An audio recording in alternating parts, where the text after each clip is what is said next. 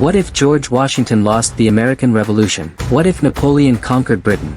In an alternate world where history took a drastically different turn, empires rise, rebellion brews, and a single man's ambition could reshape the globe. And in the shadows of this global conflict lies a mysterious power known as Geass, capable of turning the tide of history with a single command. Welcome to the world of Code Geass, a tale of political intrigue, mecha warfare, and the relentless struggle for power. But how did this world come to be?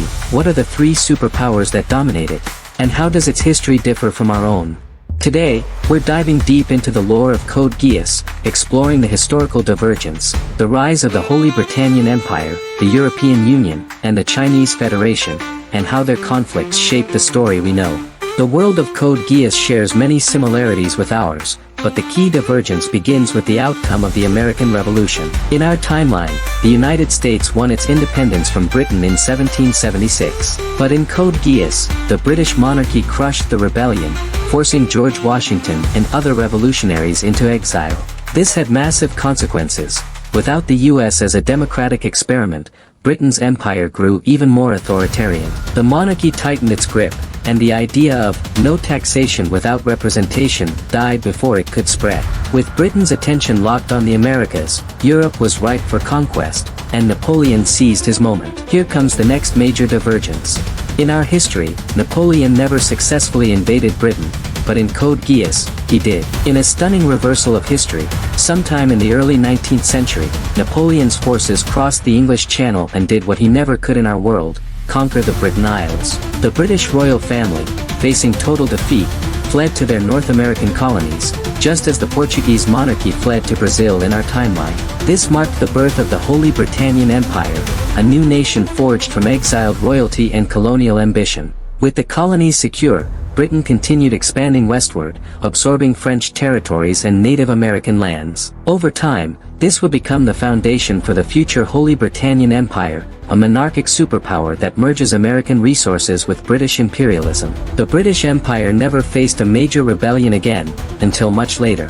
Meanwhile, Europe fell under French dominance, eventually evolving into the Euro universe or EU. Britain itself became just another part of Napoleon's empire. In Asia, the Chinese Federation emerged as a massive superpower, absorbing neighboring nations under a Confucian meritocracy. By the time of Code Geass, these three powers, Britannia, the EU, and the Chinese Federation, dominate the world in a fragile balance of power. Now ruling from the Americas, the Britannian monarchy declared itself a new empire, one that would never again know defeat. They adopted the name Britannia, distancing themselves from their lost homeland, and embraced a militaristic, aristocratic society built on social Darwinism, where only the strong survive. Britannia's philosophy is simple: conquer or be conquered. Over the next 2 centuries, Britannia expanded aggressively, annexing Canada and Mexico, conquering South America, developing advanced technology, including the first Knightmare Frames in the late 20th century. The empire thrives on a strict caste system.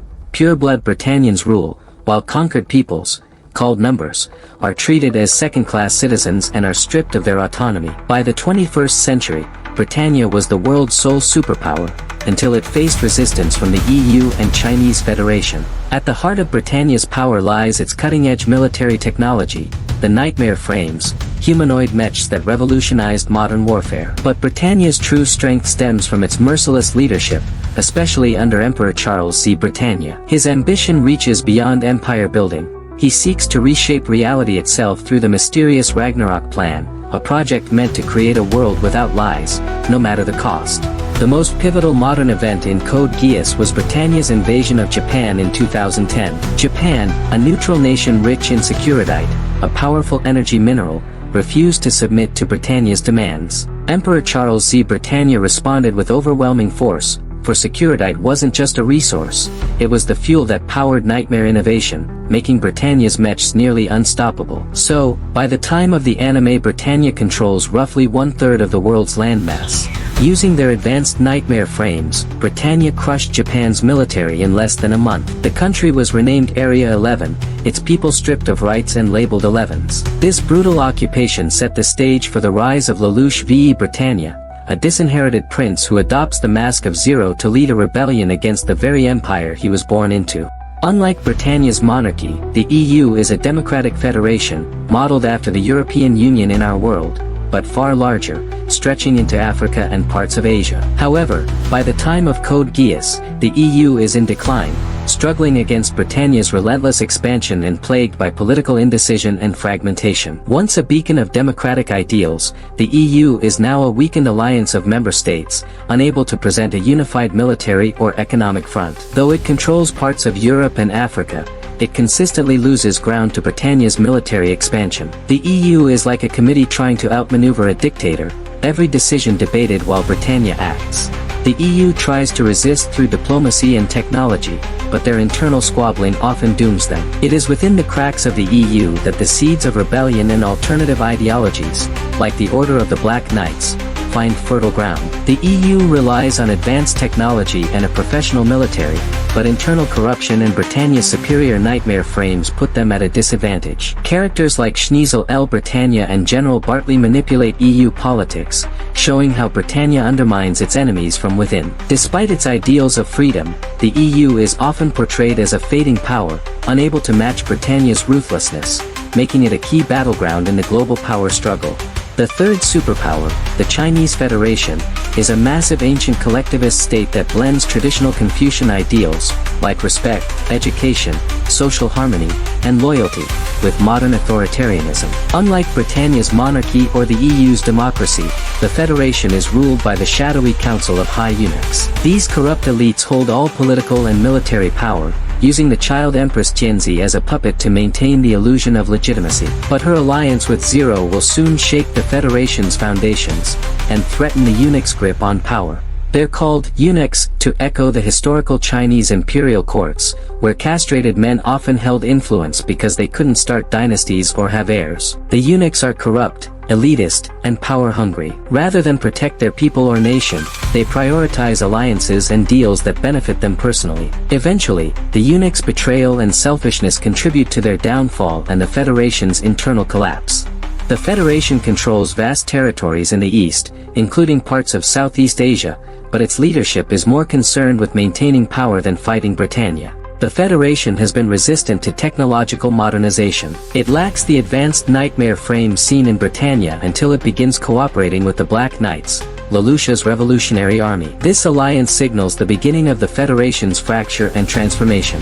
The Federation's role in the story highlights how even powerful nations can crumble from within. That is how, by the time of Code Geass, the world is split between three superpowers. 1. The Holy Britannian Empire controls the Americas, parts of Africa, and Area 11, Japan. 2. The Euro Universe, EU, a democratic but weakening federation struggling against Britannian influence. 3. The Chinese Federation, a massive but corrupt empire exploiting its people and resources. This fragile balance of power is what allows Lelouch to manipulate global politics, pitting nations against each other in his quest to destroy Britannia. The world of Code Geass wasn't built in a day.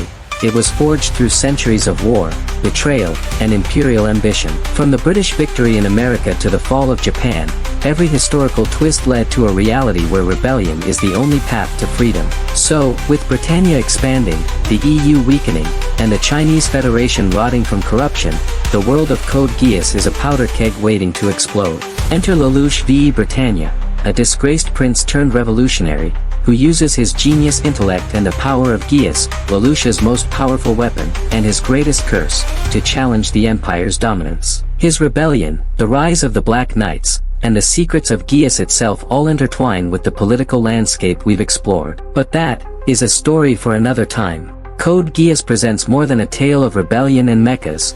It's a deep political commentary on power, corruption, and the cost of revolution. The world it builds is familiar yet twisted, showing us what could happen when idealism falters and power goes unchecked. The tripartite structure of Britannia, the Chinese Federation, and the European Union serves not only as a backdrop for war, but as a mirror to our own history, with all its flaws and tragedies.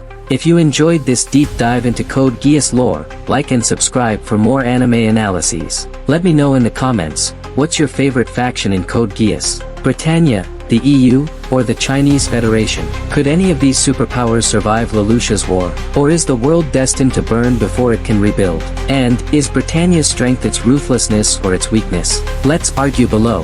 Thanks you for watching and see you next time.